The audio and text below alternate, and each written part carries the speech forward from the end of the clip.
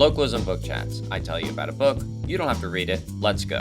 Today we've got part 2 of our book chat on Biehl and Bookchin's Libertarian Municipalism. Last time was a real love fest between localism and libertarian municipalism. Well, today that little love affair comes to a very nasty end. See, while it's true that both localism and libertarian municipalism seek this model of self-rule via directly democratic, empowered, autonomous local governments, they are proposing that model for very different reasons. Localism wants this model for 2 reasons. First, because it means that average people get to decide what rules are in place in their community, instead of leaving that power to a bunch of electeds who are more interested in the economic and political interests that put them into office and maintain their positions than they are about what's actually good for us. The second reason that localism is in favor of this autonomous local government model is that it allows people to pass laws and make choices in their own communities without having to fight against and contradict the preferences of people who are external to those communities. Because localism has this you do what you want and I'll do what I'll want ethic, localism isn't bringing some broader political, economic, or cultural program that it wants to implement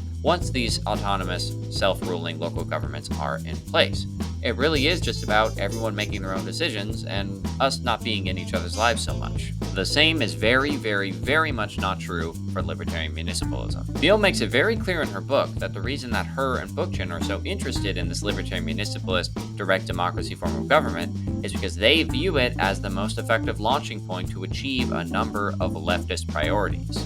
One of those priorities is creating what the book calls a municipalized economy, in which private ownership and capitalism are abolished in favor of a form of economic management in which the local directly democratic government owns and administers everything having to do with economics in the community. Another priority, this one a scary and insane one, is creating a form of dual power similar to that existed immediately prior to the Russian Revolution and the Russian Civil War. The book explicitly calls on libertarian municipalist governments to form armed militias with the goal of eventually militarily confronting and destroying the American state.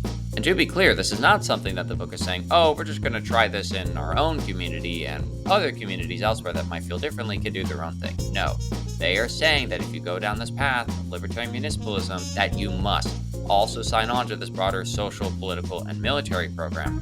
Otherwise, you'll be considered an enemy of libertarian municipalism. This is why localism and libertarian municipalism diverge. In addition to localism not signing on to any of this other social or political stuff that libertarian municipalism is pushing for, it simply does not dictate a universal political program that all newly democratized local governments must ascribe to.